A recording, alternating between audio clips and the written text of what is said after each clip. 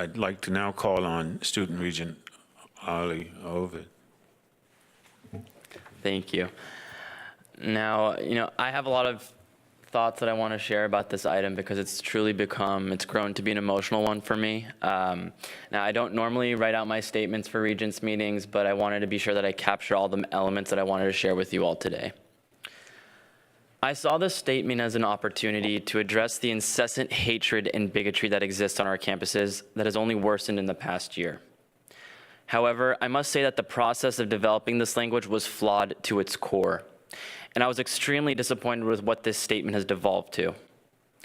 I repeatedly asked several individuals in the Office of the President to include me in the development of this language since June, but was met with no response. After informally learning that this item was being written, I had to reach out to the appropriate individual twice to schedule a conference call. Finally, on this call, I was asked to share suggestions, so naturally, I did. But then I was told it would be too late to revise. However, exactly 3 days later, I received a completely revised version of this item, excluding my single suggestion. As much as I believed in the spirit of what this proposal aimed to do, I could not support it in its current form. It did not do justice to those whom have been victimized for their identities far too long on our campuses. I want to share a more personal story. Earlier this year, my mother, you all know her, sent me an article detailing the brutal beating of a Jewish woman in Europe who was targeted for prominently displaying the Jewish Star of David. Concerned for my safety, she gently suggested that I remove that same Star of David around my neck. And I did the opposite. And I made it a point to display the necklace I wear.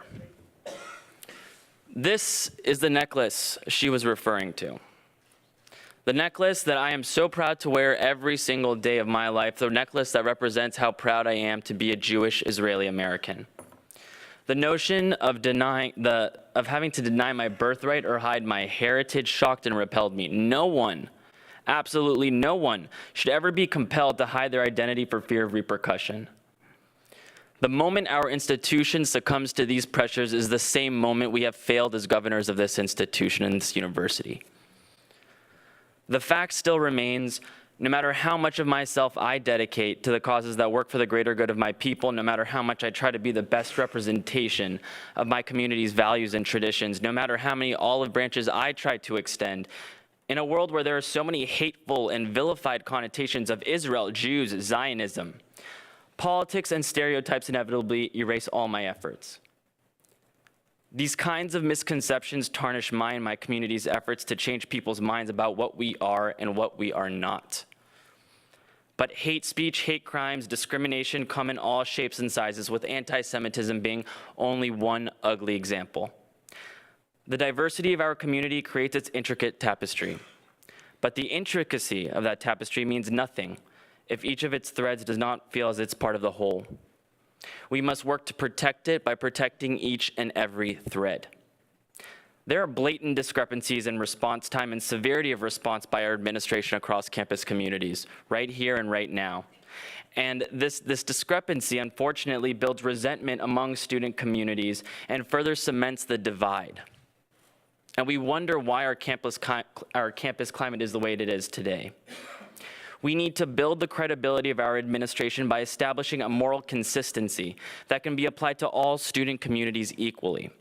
We need to address the hateful invective that surrounds our communities, including those that identify as but are not limited to Jewish, Christian, Muslim, Black, Latino, Chicana, Asian Pacific Islander, Arab, Middle Eastern, Southeast Asian, Southwest Asian, North African, Native, undocumented, LGBTQ, differently abled, and so many more.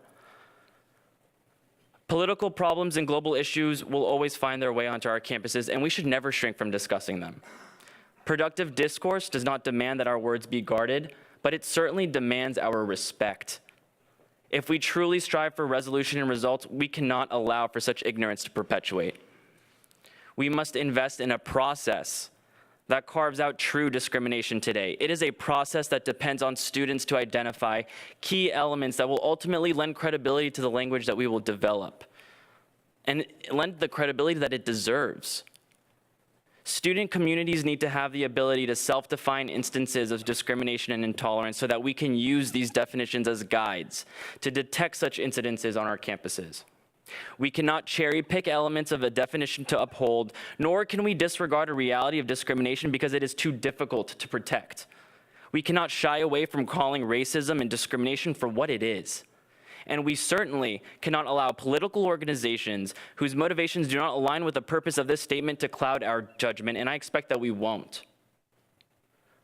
With all of that said, I want to share the utmost respect and gratitude to Chair Lozano, Regent Island, Regent Lansing, Regent Pattis, and President Napolitano for redirecting this effort to be an inclusive one that I know will lead to the progress we've been waiting for.